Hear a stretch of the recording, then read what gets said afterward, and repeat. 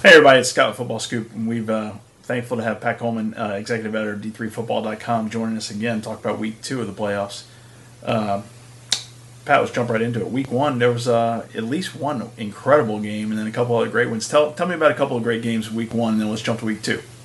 Yeah, I mean, you can't go wrong with the triple overtime game being your best game of the weekend. Monmouth against Illinois Wesleyan. Monmouth led by the all-time leading passer in Division III history, in Alex Tanney. And they did not disappoint. Struggled a little bit coming out of the gate, but Illinois Wesleyan took an early lead. Monmouth came back to tie, forced overtime.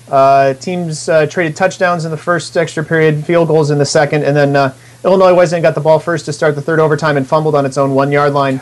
Monmouth came back, put it in for 6, and they're off to the second round. I'm pretty happy about my pick in that game. I think was the only person on our expert panel that picked Monmouth to win that game, so I'm feeling pretty good about that. And in fact, there were some upsets that were true upsets. There were some that were pretty telegraphed, but it was a good weekend of first round action. I also liked the McMurray Trinity game. We talked about that last week, and I thought that McMurray would have a good shot even without its starting quarterback, and they didn't put up the offensive numbers they usually do, but they beat Trinity of Texas 25-16. Yeah, I think one of the best games of the day, frankly, was the last one. Linfield and Cal Lutheran. All of our games in Division III kick off at noon during the playoffs, and since this is the only one in the Pacific time zone, it kicks off at 3. Almost everything else for the rest of the day is done by this point. And these teams facing each other for the 4th time in the last 2 seasons, twice in the regular season and once in each of the last 2 playoffs.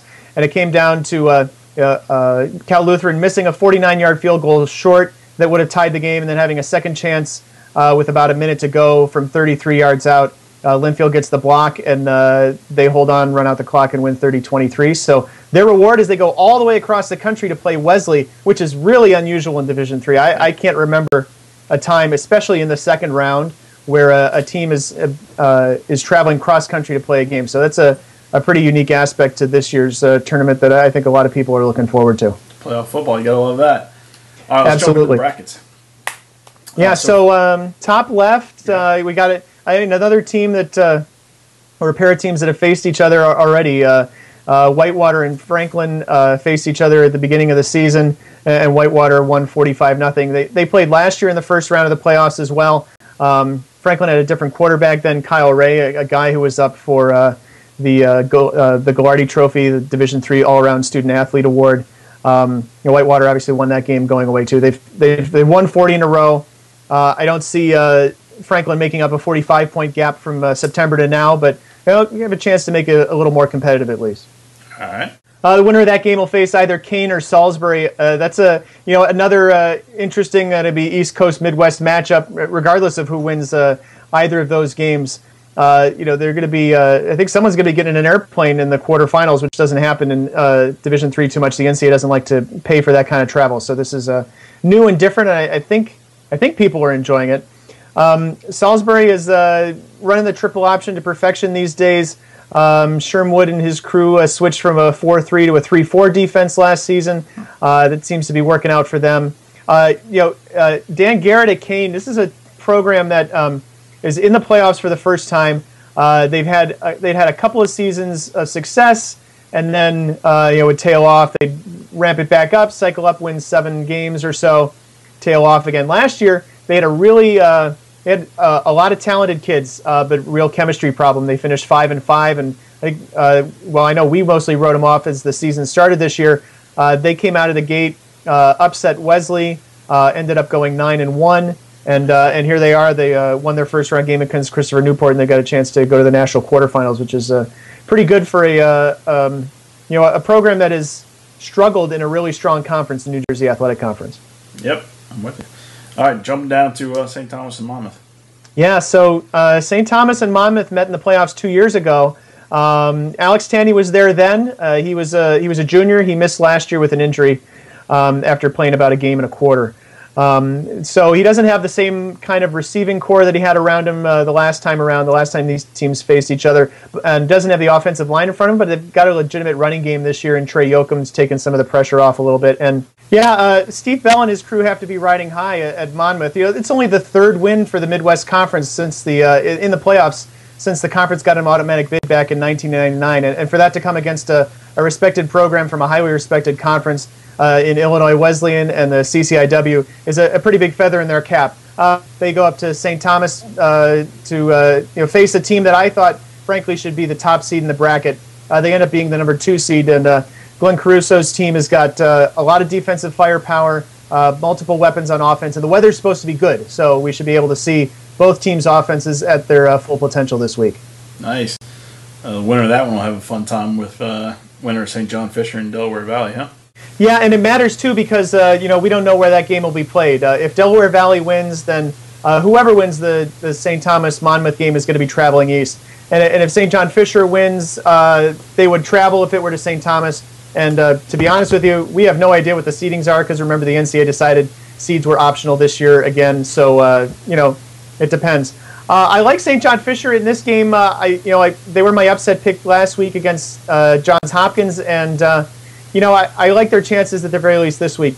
There was a great game played between these teams in the second round of the tournament back in 2004, where I think St. John Fisher, in trying to run out the clock, instead threw the ball, was picked off. Delaware Valley returned it for a touchdown or somewhere close to that, and Delaware Valley ends up advancing in the playoffs, and St. John Fisher stays home. So, there's certainly some institutional memory of those. Obviously, that's 7 years ago, and none of those players are around. But I think what we learned about St. John Fisher last week is they can beat you with their defense, and they can beat you with either of their quarterbacks on offense. A guy named Ryan Kramer, who's been their quarterback all season, primarily a running guy. They run a lot of option. He throws a little bit, but he's not a great thrower.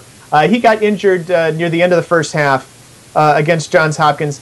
The backup, Ahmed Hassanian, came in. First play from scrimmage is a nice touch pass back to the corner of the end zone. St. John Fisher goes up. They end up winning 23-12. They also did a nice job controlling the clock. Johns Hopkins had the ball for about 1 minute of the first quarter on offense, wow. And St. John Fisher controlled it the rest of the way. So those are things that St. John Fisher can do well. Delaware Valley, they're a team that had just one starter back on offense from last year. They were really young. They got a quarterback who's a redshirt freshman transfer from a Division II school. And Drew Wilson has really matured over the course of the season. And Delaware Valley clicking on offense this past week. Beating Norwich 62-10 doesn't necessarily prove anything, but it's a nice way to get your feet wet if you're a young team. Yep. All right, let's jump up to the Mary Hardin Baylor bracket, and they've got McMurray. Can McMurray challenge him? I think if the quarterback is healthy, that's always the question. And they got by last week without him. Steve Warren came off the bench and did a fairly decent job against Trinity. Trinity was a team that's really noted for its defense. Really won on the strength of its defense, especially over the latter part of the year. So for McMurray to win that game with a little bit of its own defense, they intercepted 4 passes. It'd be interesting to see how that goes. The thing is that when they met the first time, Mary Hardin Baylor did end up winning that game by one, 28-27, 29-28. Now, of course, I didn't have that in front of me. I should have had that in front of me. Okay. But Mary Hardin Baylor was in a part of its season where it was experimenting around with its offense. They changed things up a little bit. They were trying to go run out of the pistol a little bit more, and they've been such a successful option-oriented team that I think they got away from that a little bit. They've gone back to it. They've had a lot of success down the stretch. So there's a couple reasons why this game could be not as competitive as it was the first time. But McMurray is it's playing out the string in Division III. They're moving to Division II next year, and maybe they don't want this season to end just yet. Nice. All right. How about Linfield and Wesley? Yeah. So this is a great game. I mentioned the cross country aspect. Linfield traveling 2,900 miles to play this game. It's an interesting opportunity for both of these teams. Joe Smith and his Linfield crew have always had to kind of go through other West region teams in order to go deep into the playoffs. And when Jay Losey was there, they didn't play when they won the national championship in 2004. They ended up playing Mary Hardin Baylor in the championship game. That was one of the years that Mount Union didn't make it. So we've never seen Linfield against Wesley. We've never seen Linfield against Mount Union. we've never seen any of the Northwest Conference teams against Mount Union. If that, obviously whoever wins this game has to beat the American Southwest Conference team in order to even get to a chance where you might play Mount Union. But it's interesting to see these teams play each other because they're so far apart. Oregon, Portland, Oregon, basically, McMinnville, and Dover, Delaware. You just don't see this in the second round, so it should be a great game. And because of that, I don't really know what to make of it. The knock against Mike Drass's Wesley teams are always that they always seem to have penalty issues. They play somewhat undisciplined. Last weekend it was 15 penalties for 103 yards or something like that. It was just an insane number of penalties. 5 personal fouls, a handful of pass interference penalties, and they really struggled to put Hobart away last week. That's something that a team that wants to go to the Stag Bowl, and Wesley certainly wants to do that over the last several years. They can't afford to do that, and it's been a struggle for them. All right, jump down. Wabash and North Central.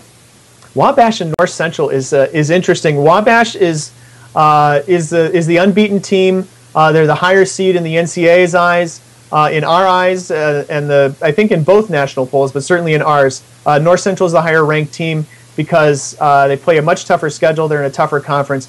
Wabash is in a situation in their league where there just aren't a whole lot of really good teams. Wittenberg is a team that challenges them regularly in their conference, but aside from that, they haven't had a lot of challenges. And North Central played Redlands, which was a playoff team, and lost to them. They played and shut out Illinois Wesleyan earlier this season. They played Wheaton, which was a team that was on the bubble for the playoffs. So they have certainly had a lot more tests come their way. But they're kind of very similar teams too. Eric Rayburn's team in Wabash is a lot focused around the run and around defense. And even though they've got probably the most outstanding individual offensive talent on the field in wide receiver, kick returner Wes Chambly, they're still very focused on keeping the ball on the ground and running the clock. And North Central, I've watched them play a couple times over the last couple weeks on video, and just they're a lot different than they have been. They are very much running the ball. 2 or 3 different guys taking snaps for them. But running a lot of option. They've got a great tight end who hasn't seen a whole lot of passes this year, just because they've been focused on keeping the ball on the ground so much. So I'd like to think that whichever team wins this game has a good shot to play competitively against Mount Union next week. Not to pencil Mount Union into the quarterfinals, but Center gave up 41 points to Hampton-Sydney last week. Hampton-Sydney is one of the consistently top offenses in Division III, but Mount Union is just another step above that usually. Yeah, that's going to be a tough one. Pat, that's great stuff. I can't tell you how much we appreciate you coming on and spending this time with us. Look forward to having you back next week, and look forward, more importantly, to watching the game Saturday, and look forward to some good football. Sounds good. Yeah, thanks for having me again. All right. Thanks, Pat.